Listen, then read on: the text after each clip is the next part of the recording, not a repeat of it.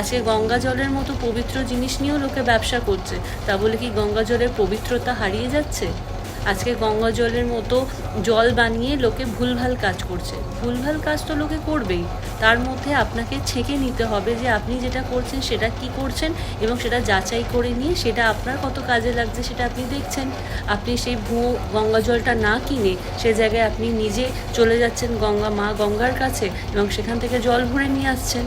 Solution এখানে হয়ে গেল।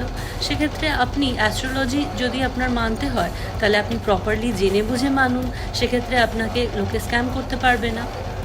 এবার আসি যে আপনি যদি বলেন আমি গ্রহ নক্ষত্র মানব কেন, এই জন্যই মানবেন যে এই ধরুন সূর্য এটি একটি নক্ষত্র এবং আপনারা সকলেই জানেন যে সূর্য আমাদের ওপর কীরকম প্রভাব ফেলেছে। এই যে আমরা কথা বলছি, প্রাণের সঞ্চার ঘটেছে, সবই সূর্যের জন্য পসিবল হয়েছে।